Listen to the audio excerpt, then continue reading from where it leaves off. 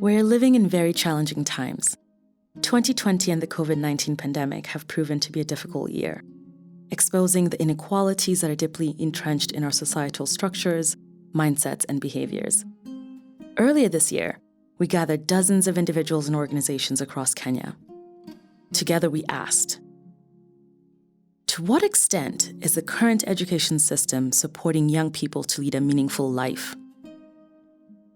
In this inquiry, we encountered a system perfectly designed to produce deep inequities, where those in power continue to maintain the status quo, while most young people remain vulnerable and ill-equipped to succeed and thrive.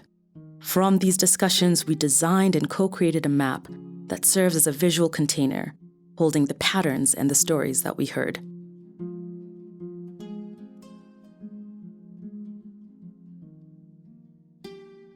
The Kenyan education system, while one of the strongest on the continent, has deep roots tied to a colonial past. As we've continued to rely on this outdated system to educate our children, there's been a slow pace and willingness to change. And so, the system does what it was designed to do: filter and churn out students.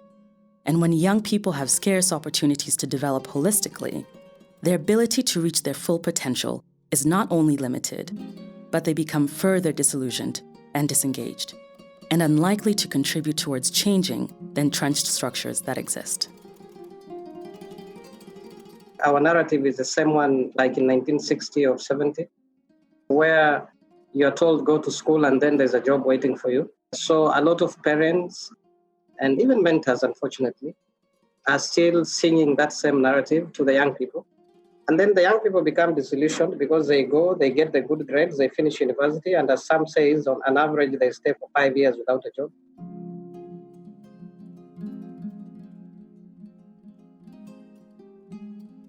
The legacy of Africa's colonial past has led to the belief that formal education is the path to upward mobility. Across generations, we find many believe education to be an escape out of poverty. Nonetheless, others are starting to see cracks in the system, when only 9% of Kenyan youth attain tertiary degrees, and even then, struggle to find employment. The amazing thing is that, which I have always suspected, but it's been confirmed, so many parents just don't know why they send their kids to school. And we forgot that the whole point was, what are the learners learning from it?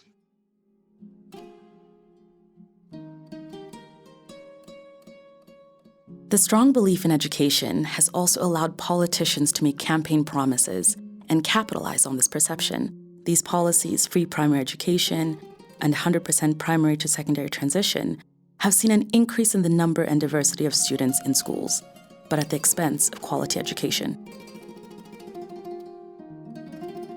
Politicians are giving people empty promises, like providing laptops in schools, building classrooms, adding more teachers. They feel that the election is about to start. They give people empty promises, and after they have been given what they want, they end up not providing anything.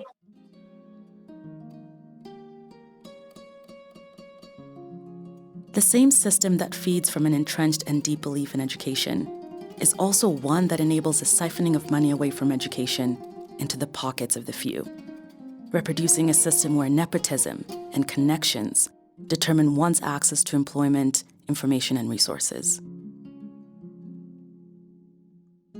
There is this thing called connection. You must know somebody to get to where you want to. Maybe if I want to get employed at Safaricom, I must have somebody who's already working inside there to help me get to where I want to get.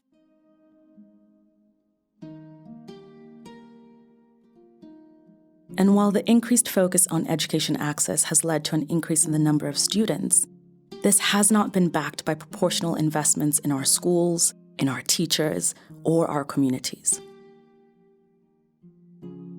We pack our children in schools because of a hope that something, may come out of it. We want them to do it just in case and for them to have it within themselves that they have actually gone to school. But the current situation is such that there is a lot of unemployment, there's a lot of hopelessness.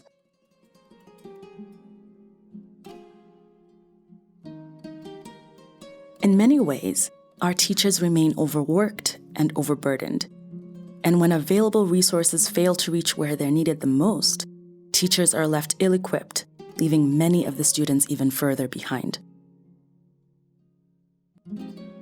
I went to Kadiani and I'm dealing with the poorest. There is no food, there is no water. The mother doesn't even have an ID. The only ID that is in the home is the father's. So you cannot even ask for the birth certificate. Even if I want to give all my salary to that school, to every child, it will not be enough. How do I help?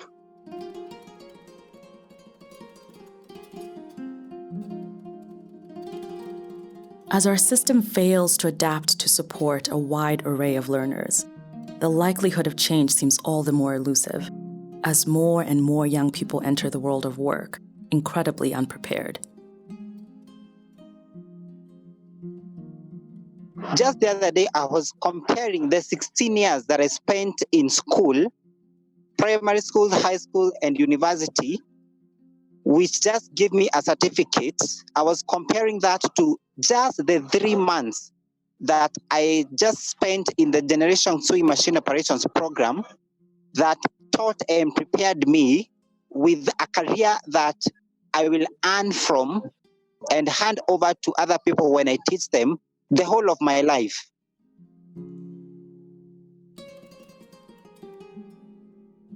Understanding the challenges within our education system, many have come together, driving a commitment towards enabling and empowering Africa's young, and in doing so, showcase new methodologies and partnerships for achieving quality education.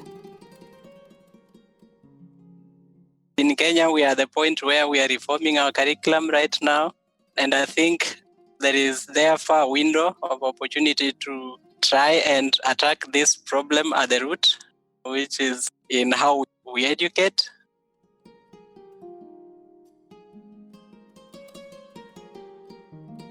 Even with reform underway, many young people are losing faith that education can give them a better life, and as a result, withdraw and ultimately drop out.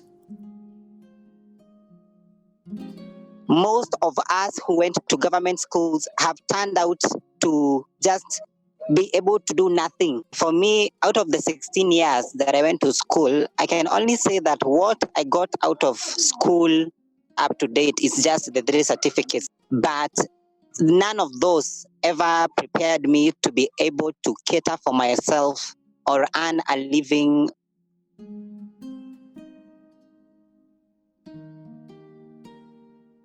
In the face of a burdened education system and declining employment opportunities, young people question whether the system works for them, leading to further disillusionment and disengagement.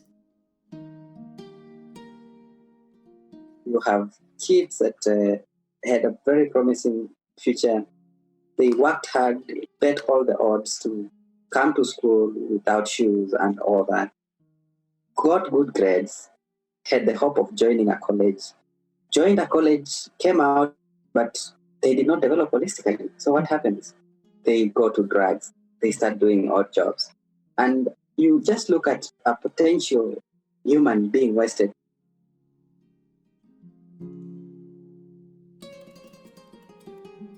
As youth unemployment continues to persist, there's a struggle to meet one's basic needs and an increased pressure on Kenyan youth to do what they must, what they can, to survive. Poverty is like a bag. Then I'm inside the bag and the bag is closed. I'm closed inside that bag with my poverty. So I can't explore or I can't do anything else because the poverty has closed me inside there. I don't have the opportunity to do something.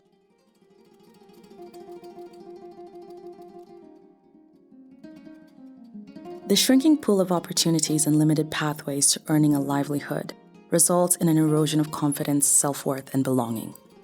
All the while increasing vulnerability and insecurity in young people, as more and more youth struggle with frustration, isolation, anxiety, and depression. A lot of youth give up on themselves when they think they are not able to be where other youth are. And in comparison to others, it makes them feel unworthy, incapable, like the system does not work for them, and they give up on the system.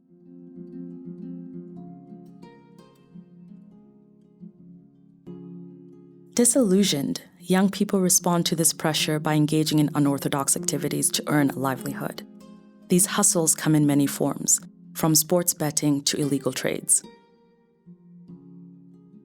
The bottom line is poverty. There is no food on the table. There is no any other way. So everybody wants to be on top. Everybody wants to drive the best car.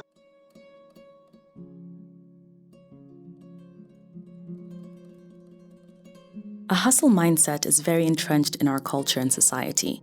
With limited formal jobs, entrepreneurship is seen as a viable pathway for young people and a means to fuel economic growth. Youth have really stepped up. But I think another thing for me is the surprising power of imaginative collaboration during this time. I feel that people have really stepped up. People have ideas. People are coming with funding. People are, doing a lot of really creative things.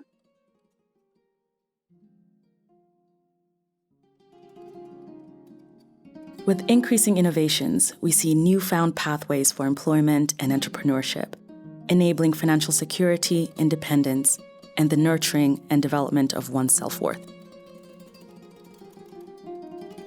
It's up to me. What will I do as an investment on myself?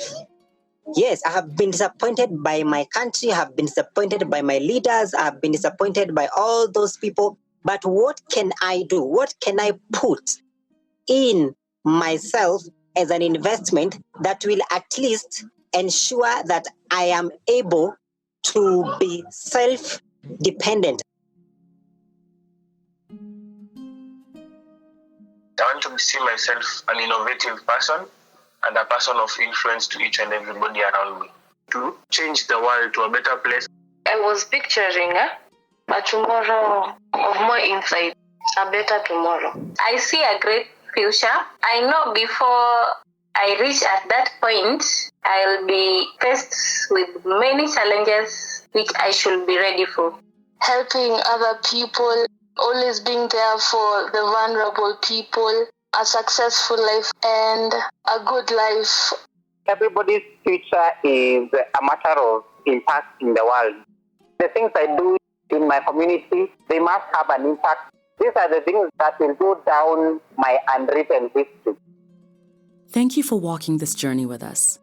Together we can begin the work to summon a new spirit of responsibility, of co-creation, and in partnership. To explore this system as a whole, from present events, mindsets, practices, strengths, and assets.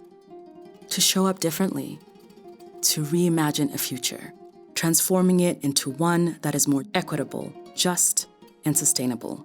Together, we can create an imaginable future where everyone has the opportunity to learn and to thrive.